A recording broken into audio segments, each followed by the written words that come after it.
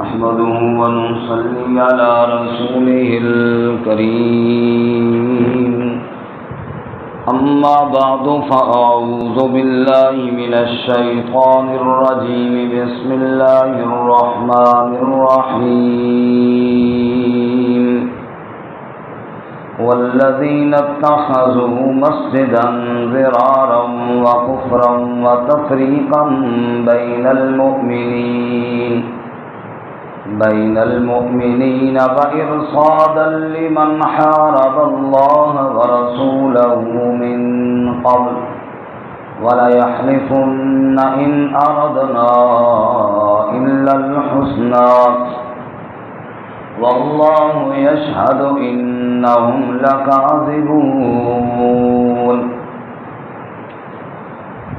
والذين اتخذوا مسجدا ضرارا وكفرا وتفريقا بين المؤمنين، اور وہ لوگ جنہوں نے بنایا مسجد کو نقصان پہنچانے کے لیے اور کفر کے لیے اور اہل ایمان میں پھوٹ ڈالنے کے لیے اور کمین گاہ یعنی مورچہ لمن حارب اللہ ورسولہ من قبل، اس شخص کے لیے جو مقابلہ کرتا ہو اللہ اور اس کے رسول صلی اللہ علیہ وسلم سے پہلے سے، وَلَيَحْلِفُنَّ إِنْ أَرَدْنَا إِلَّا الْحُسْنَى، اور وہ ضرور قسمیں کھائیں گے کہ ہم نے اور ارادہ کچھ نہیں کیا مگر نیکی کا، وَاللَّهُ يَشْهَدُ إِنَّهُمْ لَكَاذِبُونَ، اور اللہ تعالیٰ گواہی دیتا ہے بے شک وہ جھوٹے ہیں۔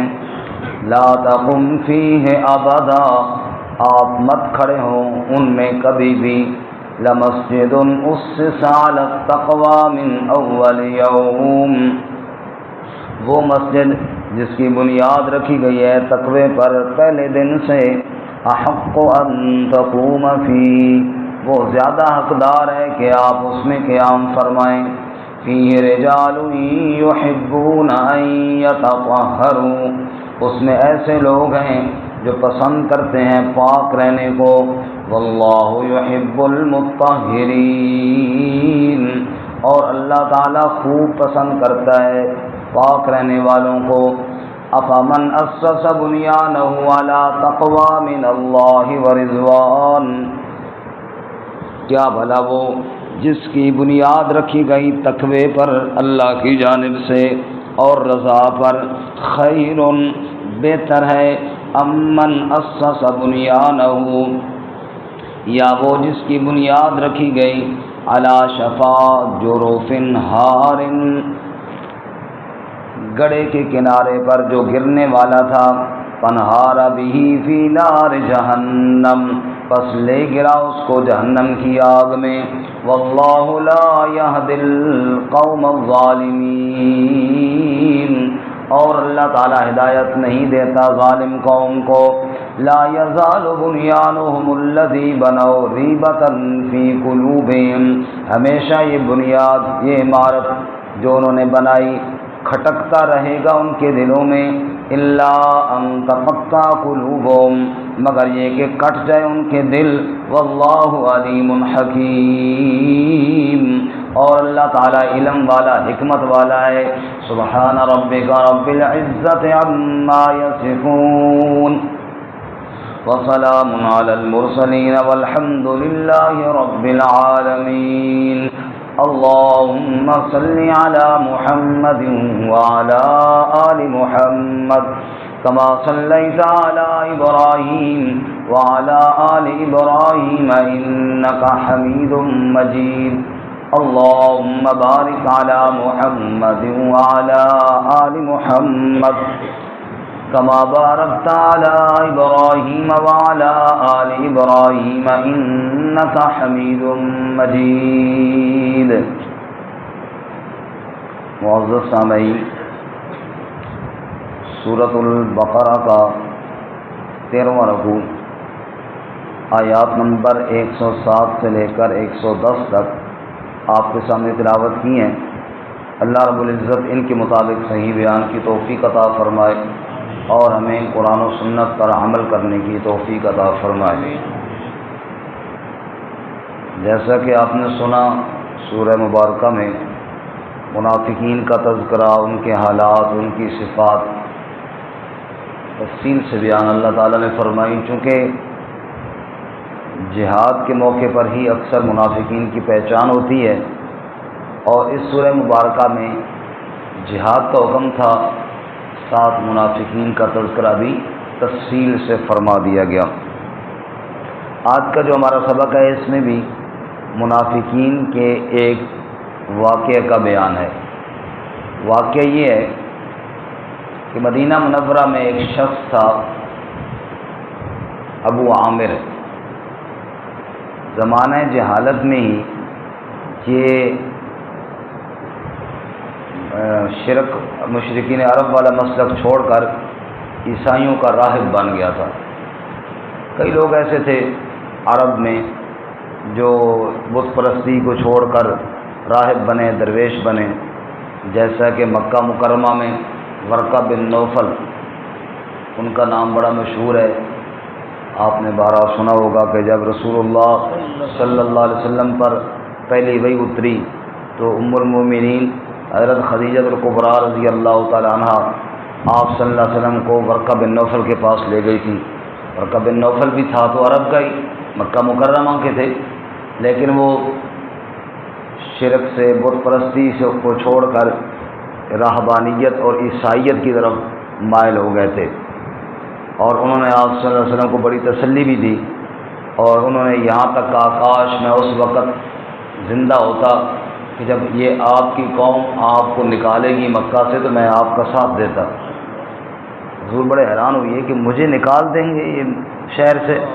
تو انہوں نے کہا کہ جو بھی اللہ کے نبی آتے ہیں لوگ ان کے ساتھ یوں ہی کرتے ہیں، اور آپ کی طرف جو بندہ آیا ہے غار حرا میں یہ وہی فرشتہ ہے جو موسیٰ اور عیسیٰ علیہ السلام کی طرف آیا، یعنی وہ گویا کہ آسمانی کتابوں کے کچھ جاننے والے اور آپ صلی اللہ علیہ وسلم کو تسلی دینے والے تھے۔ ایسے ہی کئی لوگ تھے، تو یہ ابو عامر بھی ایسا ہی ہوا۔ لیکن ورقہ بن نوفل اور ابو عامر ان میں زمین آسمان کا فرق ہے۔ ورقہ بن نوفل آپ صلی اللہ علیہ وسلم کو تسلی بھی دے رہا ہے، اور آپ صلی اللہ علیہ وسلم پر ایمان لا کر آپ کے ساتھ معاون اور مددگار بننے کی نیت اور ارادہ بھی رکھتا ہے، کاش میں آپ کے ساتھ ہوتا۔ اس کے برعکس یہ جو ابو عامر تھا، اس بدبخت کو بدبختی نے ایسا گھیرا کہ اس کی درویشی اس پر اتنی غالب آئی کہ اسلام سے رکاوٹ بن گئی۔ اور یہ بات ذہن میں رہے کہ ایک آدمی الگ تھلگ ہو جائے نا، ذکر اذکار اللہ اللہ کرتا رہے، اگرچہ یہ افضل عمل نہیں ہے۔ افضل عمل یہ ہے کہ دینی معاملات میں بندہ دنیا میں مصروف رہے اور شریعت پر عمل کرے اور دین کی دعوت دے، یہ افضل عمل ہے کہ اللہ تعالیٰ کے دین پر خود بھی عمل کرے اور لوگوں کو بھی دعوت، افضل عمل یہ ہے۔ لیکن ایک آدمی اگر اس سے کٹ کر صرف اپنی ذات کی حد تک چلو ذکر اذکار میں لگا رہے تو وہ حرام نہیں ہے، وہ جائز ہے وہ بھی، لیکن اس قدر اس میں مصروف اور مشغول ہو جانا کہ شریعت کا انکار کر دینا یا شریعت کے احکامات کو چھوڑ دینا، یہ فتنہ ہے۔ جیسا کہ اب بھی بعض لوگ یہ کہتے رہو جی اللہ لوگ آدمی ہے جی غسل کیوں نہیں کرتا، وہ آپ کو نہیں پتہ ان کی الگ لائن ہے، یہ بات خطرے والی ہے۔ نعوذ باللہ، جو لائن اللہ رسول نے بتائی ہے اس سے الگ کوئی لائن ہو گئی ہے، یہ بات خطرے والی۔ تو درویشی میں اور اس رہبانیت میں اتنا مگن ہو جانا کہ شریعت کو چھوڑ دینا، یہ بات خطرے والی۔ ابو عامر کے ساتھ بھی یہی ہوا، یہ اس اپنی رہبانیت میں اور اپنی درویشی میں اتنا مست ہوا کہ رسول اللہ صلی اللہ علیہ وسلم کا اس نے انکار ہی کر دیا، اور اس بدبخت نے نبی پاک صلی اللہ علیہ وسلم کو ہر ممکن نقصان پہنچانے کا ارادہ اور تہیہ کر لیا۔ بظاہر درویش ہے اور بظاہر لیکن حرکتیں یہ ہیں اس کی۔ چنانچہ غزوہ بدر تک تو یہ مدینہ منورہ میں رہا، لیکن جب بدر میں مشرکین کو شکست ہوئی نا، پہلے تو اس کے ذہن میں یہ تھا کہ وہ مشرکین غالب آ جائیں گے، نبی پاک صلی اللہ علیہ وسلم کو مدینہ سے نکلنا پڑ جائے گا، لیکن جب بدر میں مشرکین کی شکست ہوئی اب یہ برداشت نہ کر سکا کہ میں مدینہ میں رہوں، چنانچہ یہ مدینہ چھوڑ کر مکہ چلا گیا۔ اور مکہ میں مشرکین کے پاس رہا اور بظاہر وہ اپنا حلیہ درویشوں والا اور ان کو ترغیب دیتا رہا مسلمانوں سے مقابلے کی، اور جنگ جو احد تھی اس میں اس کا بڑا کردار تھا ان کو تیار کرنے میں۔ تاہم اس کے ذہن میں پھر بھی یہی تھا کہ مسلمان مغلوب ہو جائیں گے اور یہ جناب عرب میں مسلمانوں کا جو زور ہے وہ ٹوٹ جائے گا۔ غزوہ احزاب میں جب ہر طرف سے لشکر آئے، مدینہ پر حملہ آور ہوئی ہے، مختلف قبائل آئے، ان کے تیار کرنے میں بھی اس نے اپنے طور پہ کافی کردار ادا کیا۔ یعنی اس کی کوشش یہ تھی بدبخت کی کہ مسلمانوں کو کسی طریقے سے ختم کیا جائے، لیکن ہوا یہ کہ وہ سارے لشکر ناکام واپس لوٹے۔ اللہ نے اپنے نبی اور صحابہ کی حفاظت فرمائی۔ جب غزوہ احزاب میں سارے کافر اکٹھے آئے اور سارے ناکام لوٹے نا، اب اس نے سمجھا کہ جزیرہ عرب میں تو مشکل لگتا ہے کہ ہم نبی صلی اللہ علیہ وسلم کو زیر کر سکیں، چنانچہ یہ بدبخت بجائے اس کے کہ اب سمجھ جاتا لیکن پھر بھی نہ سمجھا، یہ پھر یہاں سے بھاگا اور روم چلا گیا، اور روم کے عیسائیوں کو بتایا کہ اس طرح محمد صلی اللہ علیہ وسلم ہیں اور وہ آپ کے لیے بڑا خطرہ ہیں اور یہ ہیں اور وہ ہیں، اور اس نے جا کے پھر رومیوں کو ان کو پٹیاں پڑھانا شروع کر دی۔ اسی دوران مدینہ منورہ میں یہ اطلاع پہنچی کہ روم کا جو بادشاہ ہے نا وہ مسلمانوں پر حملہ کرنا چاہتا ہے، جس کی سد باب کے لیے آپ صلی اللہ علیہ وسلم کو تبوک کا سفر کرنا پڑا۔ پیچھے شرارت گویا کہ وہاں بھی اس کی تھی، بات سمجھ میں آ رہی ہے؟ پیچھے شرارت یعنی رومیوں کو ابھارنا مسلمانوں کے خلاف اور ان کو جنگ پر آمادہ کرنا، شرارت پیچھے گویا کہ بنیادی طور پر اس کی تھی، پھر آگے ان کو تیار کیا۔ اس کے ساتھ ساتھ ادھر تو یہ شرارت کر رہا ہے، ادھر نبی پاک کی مخالفت کے لیے مدینہ منورہ میں جو منافق تھے ان کے ساتھ بھی پورا رابطے میں ہے، کیونکہ کسی کو شکست دینے کے لیے دو قسم کی حربیں استعمال کی جاتی ہیں، ایک تو میدان جنگ سجایا جاتا ہے، دوسرا مقامی اور اندر سے اس کو کمزور کیا جاتا ہے، اور میدان جنگ کی بنسبت یہ اندر والا جو مقابلہ ہے یہ زیادہ خطرناک ہوتا ہے۔ آپ اب بھی دیکھ لیجئے، دشمن نے ہمارے ساتھ دو جنگیں لڑی ہیں، ایک تو وہ جنگ ہے جو میدان میں جہاں بھی آئے شکست کھائی ہے، لیکن اس نے جو دوسری جنگ لڑی ہے ہمارے ساتھ، ہمارے گھروں کے اندر بیٹھے ہمارے نوجوان کیا بوڑھے کیا سب کو ایسے فحاشی اور ریانی پر لگایا ہے، اس جنگ میں وہ جیت گئے کہ ہمارے اندر وہ جذبہ جہاد ہی ختم ہو گیا۔ تو ایسے ہی اس نے مدینہ منورہ کے منافقین سے بھی رابطہ رکھا اور ان کو اس نے مشورہ دیا کہ تم ایسے کرو کہ یہاں سے ہمارے لوگ آتے ہیں، آپ کے پاس بھی آئیں گے مشورے کے لیے، ہم بھیجیں گے، سارا کچھ نظام ہوگا، لیکن وہ کہاں ٹھہریں گے؟ جس کے گھر میں ٹھہریں گے ہر بندہ کہے گا جناب یہ کیوں ہیں، کون ہیں، کیسے آئے، تو تم وہاں ایک مسجد بناؤ۔ کیا بناؤ جی؟ مسجد بناؤ۔ اب ایسے جو بھی ہمارے شرارتی بے ایمان جائیں وہ اسی مسجد میں ٹھہرے تاکہ کسی کو شک بھی نہ ہو، لوگ کہیں گے عبادت کر رہے ہیں، مسلمان کہیں گے عبادت کر رہے ہیں، اور جناب در حقیقت وہ ہمارا اڈا ہوگا، ہمارے مشورے وہاں پہ ہوں گے، مسلمانوں کے خلاف ساری ترتیب ہم وہاں پر بنائیں گے۔ اور اتنا بے ایمان تھا یہ مشورہ دیا کہ اس کا افتتاح نبی پاک صلی اللہ علیہ وسلم سے کرواؤ تاکہ مسلمانوں میں بالکل شک ہی نہ رہے، شبہ ہی نہ رہے۔ جب نبی پاک صلی اللہ علیہ وسلم اس کا افتتاح کر دیں گے اب تو ہر مسلمان خوشی خوشی جناب بالکل جی آپ صلی اللہ علیہ وسلم نے افتتاح کیا، یہ مسجد ہے، سارے اس کو مسجد سمجھیں گے اور ہمارا اڈا اور مرکز بڑا بن جائے گا، اور اس طرح ہم مسلمانوں کو خوب شکست دیں گے۔ یہ اس کی سوچ تھی، پھر اس کو یہ نہیں پتہ تھا کہ جو رب العالمین ہے وہ میرے اس ارادے کو خاک میں ملائے گا۔ چنانچہ آپ صلی اللہ علیہ وسلم تبوک کی تیاری کر رہے ہیں اور منافقین مسجد قباء کے قریب مسجد ضرار بنا رہے ہیں۔ خیر مسجد انہوں نے تعمیر کی، حضور صلی اللہ علیہ وسلم کے پاس آئے، چونکہ ہمارے گھر تھوڑے ادھر اکٹھے تھے اور یہاں آنا مسئلہ تھا، ہم نے سوچا کیوں نہ ایک مسجد اور بنا لی جائے، مسجد بنانا ویسے ہی بڑا ثواب کا کام ہے، تو ہم نے ادھر جی مسجد بنا لی ہے، اور ہم یہ چاہتے ہیں کہ آپ پہلی نماز پڑھائیں، ہماری مسجد کا افتتاح کریں تاکہ ہمارے لیے آسانی ہو۔ حضور صلی اللہ علیہ وسلم نے فرمایا دیکھو اب تو میں جا رہا ہوں تبوک، چلو واپس آؤں گا تو میں نماز پڑھا دوں گا۔ آپ صلی اللہ علیہ وسلم نے وعدہ فرما لیا۔ آگے تبوک کا معاملہ بھی آپ نے پیچھے کچھ سنا ہے، پڑھا ہے۔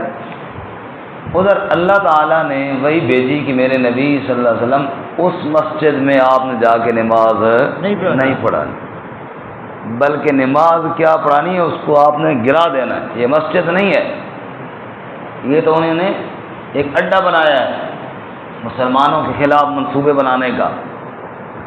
اب جناب جب یہ وہی آ گئی، اب ان کا سارا بھانڈا پھوٹ گیا، وہ جو بھی انہوں نے خفیہ طور پر ایک پلاننگ تیار کی تھی وہ سب کیا ہو گئی، ناکام ہو گئی۔ تو آج کے سبق میں اس مسجد ضرار کا تذکرہ ہے۔ رب فرماتے ہیں یہ جو انہوں نے شرارت کی ہے اور ان کی شرارت ناکام ہوئی ہے اور الٹا پہلے سے زیادہ یہ بدنام ہوئی ہیں، یہ کھٹکا ان کے دل میں رہے گا اور یہ شرمندگی ان کالک ان کے منہ پر ملی رہے گی۔ دیکھیے جی، والذین اتخذوا مسجدا ضرارا وکفرا وتفریقا بین المؤمنین، وہ لوگ جنہوں نے مسجد بنائی، کیا بنائی جی؟ مسجد بنائی۔ بار جنہوں نے پترو بنائی مسجد، نیت کیا ہے؟ نیت کیا رکھی؟ بظاہر مسجد، اور ارادے کیا ہیں ان کے؟ والذین اتخذوا مسجدا، وہ لوگ جنہوں نے مسجد بنائی، مقصد کیا تھا مسجد بنانے کا؟ ضرارن، نمبر 1 ضرر پہنچانا، امت محمد صلی اللہ علیہ وسلم کو نقصان پہنچانا، یہ مسجد کا مقصد۔ نمبر 2 وکفرن، کفر پھیلانا۔ مسجد تو ہے نا ایمان پھیلانے کی جگہ، مسجد تو ہے جہاں پر اللہ رسول کی بات ہو، ایمان کی بات ہو۔ ان بدبختوں نے کفر کے لیے بنائی۔ نمبر 3 وتفریقا بین المؤمنین، ایمان والوں کے درمیان جدائی ڈالنا اور پھوٹ ڈالنا۔ مسجد تو ہوتی ہے ایمان والوں کو اکٹھا کرنے کے لیے۔ مسجد کس کے لیے ہوتی ہے؟ ایمان والوں کو اکٹھا کرنے کے لیے، محبت کا پیغام دینے کے لیے۔ مسجد اس لیے تھوڑی ہوتی ہے کہ فرقہ واریت یہاں سے پھیلائی جائے، لیکن اللہ معاف فرمائے کچھ عادات اس کی اب ہمارے ہاں بھی دیکھی جاتی ہیں۔ مسجد کا ممبر ہوتا ہے اور جناب فرقہ واریت خوب پھیلائی جاتی ہے، خوب پھیلائی جاتی ہے، اور پھر فروعی مسائل میں امت کو تقسیم کیا۔ اللہ تعالیٰ اس مسجد کے ممبر کو قرآن و سنت کے لیے وقف فرمائے، اور ہمارے علماء کو اللہ توفیق عطا فرمائے، اللہ رسول کی بات کریں اور فرقہ واریت مسجد میں نہ پھیلائیں، اللہ تعالیٰ یہ نصیب فرمائے۔ اللہ کیا فرماتے ہیں؟ وَتَفْرِيقًا بَيْنَ الْمُؤْمِنِينَ، ایمان والوں کے درمیان جدائی کے لیے۔ نمبر 4 وَإِرْصَادًا، اور مورچہ، پناہ گاہ، گھات کی جگہ، چھپنے کی جگہ، کس کے لیے؟ لمن حارب اللہ ورسولہ من قبل، اس شخص کے لیے جو اللہ اور اس کے رسول صلی اللہ علیہ وسلم کا دشمن ہے، مقابل ہے، حارب لڑائی کرنے والا، جو اللہ رسول سے مقابلے کرنے والا ہے، اس کے لیے پناہ گاہ بنائی ہے ان ظالموں نے۔ یہ 4 صفتیں ہیں، یہ 4 نیتیں ہیں ان کے، نعوذ باللہ من ذالک۔ اور اگر ان سے پوچھو کہ کیا بنایا ہے، جی ہم نے تو مسجد بنائی ہے، ہم نے کیا بنائی ہے؟ مسجد بنائی۔ وَلَيَحْلِفُنَّ إِنْ أَرَدْنَا إِلَّا الْحُسْنَى، اور ضرور قسمیں کھائیں گے کہ ہم نے اور کچھ ارادہ نہیں کیا سوائے نیکی کے، اسی تو بڑے نیک ہیں جی، ہم نے مسجد بنائی ہے۔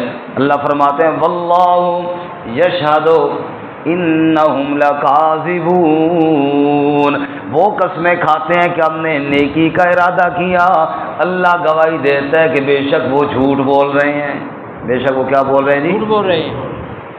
لا تقم فیہ ابدا، اے میرے محبوب صلی اللہ علیہ وسلم۔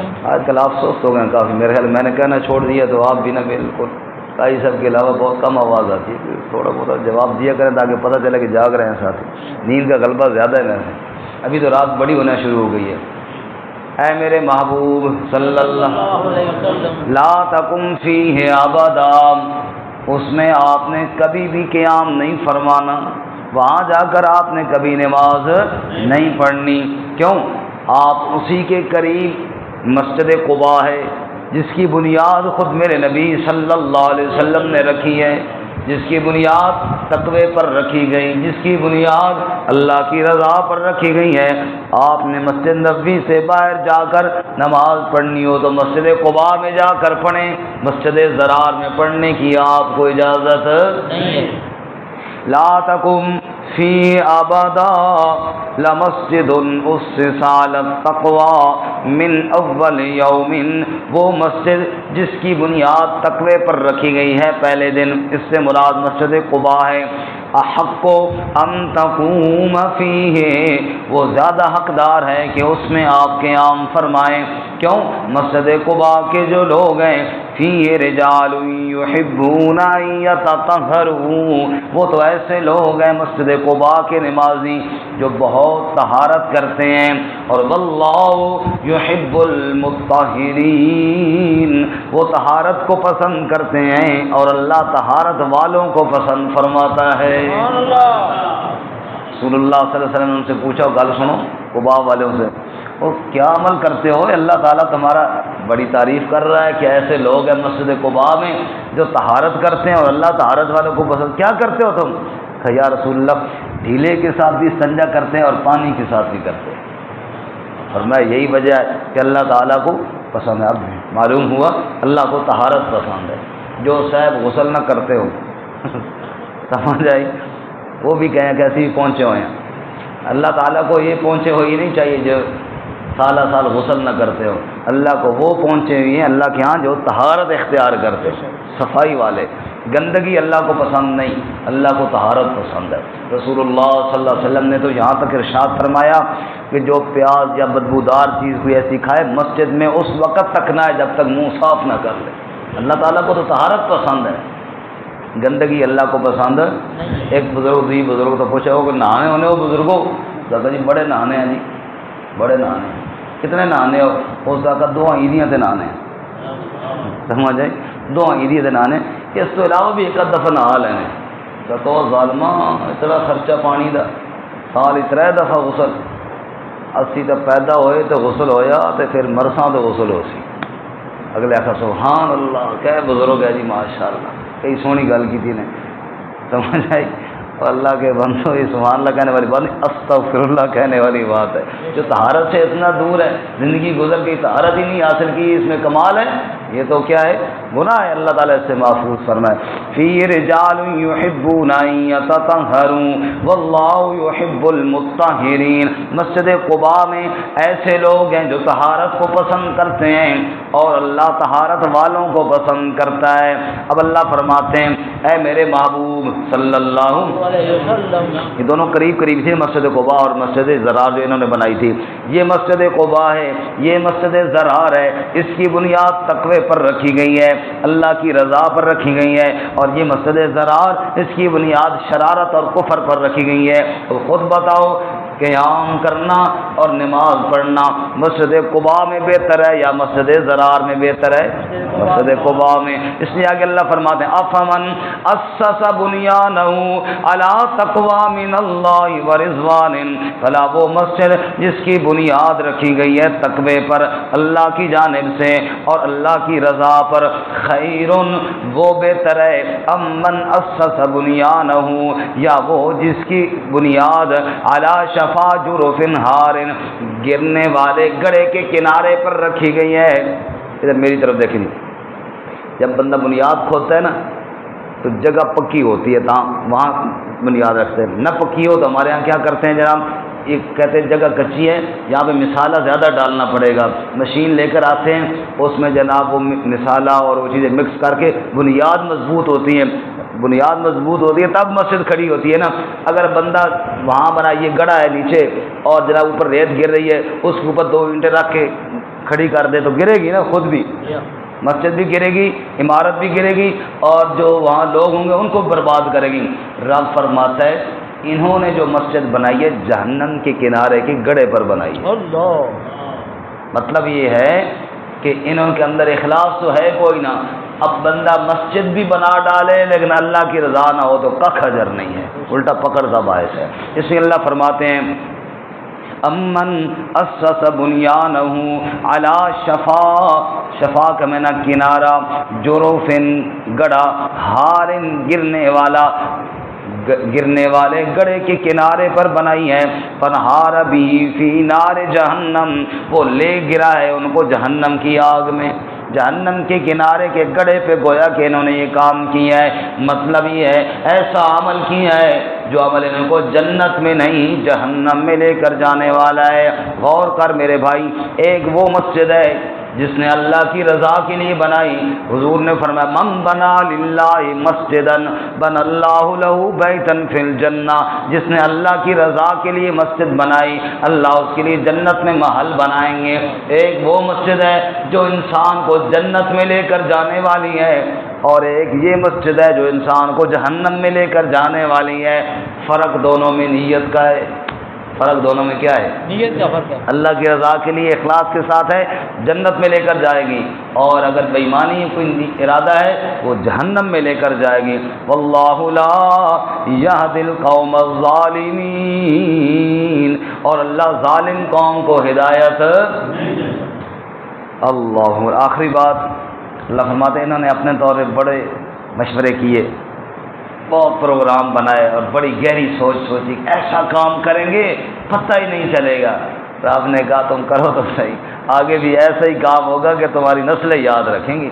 جب مسجد گرائی نا، مسجد ضرار، اب ان کا منہ لٹک گئے اور سب کو پتہ چل گیا کہ یہ منافق، پہلے پھر کوئی نفاق ان کا چھپا ہوا تھا، اور اس کے بعد ان کی منافقت کیا ہو گئی؟ واضح ہو گئی۔ رب کہتا ہے ہمیشہ یہ کھٹکا ان کے دل میں رہے گا کہ ہم نے کیا سوچا تھا اور ہمارے ساتھ کیا ہو گیا، ہم نے سوچا کیا تھا اور ہو کیا گیا ہے۔ کبھی کبھی ایسے بھی ہو جاتے ہیں، بندے بھینس کو دوائی دینی تھی نا، بھینس دوائی نہیں لے رہی تھی، تو نلے کے ساتھ تیل دیتے نا، ان پائپ سے ہوتے، تو کسی نے مشورہ دیا کہ وہ تو نلا تو لیتی رہتی ہے، اسی نلے کے اندر یہ دوائی بھی رکھ کے ڈال دو، ادھر سے پھونک مارو پائپ میں رکھ کے تاکہ وہ لے جائے۔ اس نے نلے کی حساب کا پائپ لیا اور اس میں دوائی رکھی، ادھر سے میں پھونک ماروں گا تو بھینس کے منہ میں جائے گی، ابھی وہ منہ میں فٹ کیا، اس کے پھونک کرنے سے پہلے بھینس نے پہلے پھانک کی تو وہ ساری دوائی ادھر آ گئی۔ کبھی کبھی ایسے بھی ہوتا ہے، بندہ ادھر پھونک کرنے کی کوشش کرتا ہے، آگے سے پھانک ہو جاتی ہے اور انسان کے سارے ارادے خاک میں مل جاتے ہیں۔ تو آپ فرماتا ہے انہوں نے سوچا کہ ہم مسلمانوں کو دھوکہ دیں گے، اللہ نے ان کے نفاق کو واضح کر دیا کہ یہ ہے وہی۔ اور یہاں پر ایک اور بات سید عطا اللہ شاہ بخاری رحمۃ اللہ علیہ کی بڑی پیاری بات ہے، فرماتے ہیں بچہ جب بڑا ہوتا ہے نا جی، باپ اس کی انگلی پکڑ کے دکھاتا ہے، ماں پھراتی ہے، ماں کہتی ہے بیٹا ادھر نہیں جانا، یہ ماچس کی تیلیاں ہیں، یہ آگ ہے، چولہا ہے، اس کے ساتھ نہیں کھیلتے، ہر کی باتیں سمجھاتی ہیں، ادھر کھیلنا ہے ادھر نہیں کھیلنا، کینچی کے ساتھ نہیں کھیلنا، سوئی کے ساتھ نہیں کھیلنا، یہ ماں سمجھاتی ہے۔ باپ باہر لے جاتا ہے، بیٹا ادھر آگے سڑک ہے نا ادھر نہیں جانا، ادھر جناب گاڑیاں ہیں، ادھر موٹر سائیکل والے ٹکر مار رہے ہیں، ادھر پارک ہے ادھر کھیلنا ہے، یہ کھیلنے کی جگہ ہے۔ باپ سمجھاتا ہے ادھر جانا ہے ادھر نہیں جانا، ماں سمجھاتی ہے ادھر جانا ہے ادھر نہیں جانا۔ میرے نبی کی کیا بات ہے، رب ان کو بتا رہا ہے مسجد قباء جانا ہے، مسجد ضرار نہیں جانا، سبحان اللہ، ادھر جانا ہے اور ادھر نہیں جانا۔ اللہ تربیت فرما رہا ہے کہاں جانا ہے اور کہاں نہیں جانا، یہ میرے محبوب میں تجھے بتاؤں گا کہ کہاں جانا ہے اور کہاں نہیں جانا۔ سبحان اللہ۔ لا یزال بنیانہم الذی بنوا ریبۃ فی قلوبہم، ہمیشہ یہ عمارت الذی بنوا جو انہوں نے بنائی ہے، یہ کیا ہوگا؟ ریبۃ فی قلوبہم، کھٹکتی رہے گی ان کے دلوں میں، جب بھی یاد آئے گی تو روح کے اندر بیٹھ کے اوہ کیا سوچا تھا اور کیا ہو گیا۔ اللہ فرماتے ہمیشہ یہ عمارت جو انہوں نے بنائی ہے یہ کھٹکتی رہے گی ان کے دلوں میں، ہاں الا ان تقطع قلوبہم، مگر کٹ جائیں ان کے دل کٹ جائیں تو الگ بات ہے، جب تک ان کے دل رہیں گے تو یہ کھٹکا اندر رہے گا۔ واللہ علیم حکیم، اور اللہ علم والا حکمت والا ہے، رب کے ساتھ کون ٹکر لے سکتا ہے۔ اللہ میں اخلاص نصیب فرمائے۔ ترجمہ دوبارہ سنیں جی۔ جی ملبہ نشانات، جی جی بالکل، اللہ تعالیٰ نے ایسا ذلیل کیا قیامت تک ان کی ذلت جو ہے نا واضح ہوتی رہے گی۔ ترجمہ دوبارہ سن لیں۔ والذین اتخذوا مسجدا ضرارا وکفرا وتفریقا بین المؤمنین، اور وہ لوگ جنہوں نے ٹھہرائی مسجد ضرر پہنچانے کے لیے اور کفر کے لیے اور اہل ایمان کے درمیان جدائی کے لیے، وَإِرْصَادًا لِمَنْ حَارَبَ اللَّهَ وَرَسُولَهُ مِنْ قَبْلُ، اور کمین گاہ مورچہ اس شخص کے لیے جو مقابلہ کرتا ہو اللہ اور اس کے رسول صلی اللہ علیہ وسلم سے پہلے سے، وَلَيَحْلِفُنَّ إِنْ أَرَدْنَا إِلَّا الْحُسْنَى، اور وہ ضرور قسمیں کھائیں گے ہم نے اور ارادہ کچھ نہیں کیا سوائے نیکی کے، وَاللَّهُ يَشْهَدُ إِنَّهُمْ لَكَاذِبُونَ، اور اللہ تعالیٰ گواہی دیتا ہے کہ بے شک وہ جھوٹے ہیں۔ لا تقم فیہ ابدا، مت قیام فرمائیں آپ ان میں کبھی بھی، لمسجد اسس علی التقوی، وہ مسجد جس کی بنیاد تقوی پر رکھی گئی ہے، من اول یوم، پہلے دن سے، احق ان تقوم فیہ، وہ زیادہ حقدار ہے کہ آپ اس میں قیام فرمائیں، فیہ رجال یحبون ان یتطہروا، اس میں ایسے لوگ ہیں جو پسند کرتے ہیں اس بات کو کہ طہارت کی جائے، واللہ یحب المطہرین، اور اللہ تعالیٰ محبت کرتا ہے طہارت کرنے والوں سے۔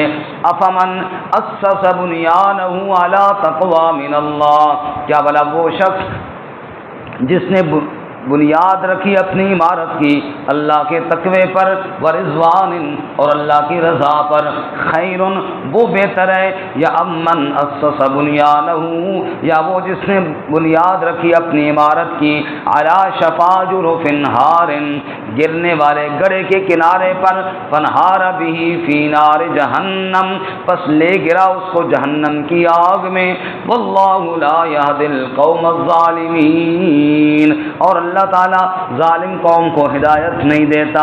لا یزال بنیانہم الذی بنوا ریبۃ فی قلوبہم، ہمیشہ وہ عمارت جو انہوں نے بنائی ہے وہ کھٹکتی رہے گی، شک کا باعث رہے گی ان کے دلوں میں، الا ان تقطع قلوبہم، ہاں یہ کہ کٹ جائیں ان کے دل، واللہ علیم حکیم، اور اللہ تعالیٰ علم والا حکمت والا ہے۔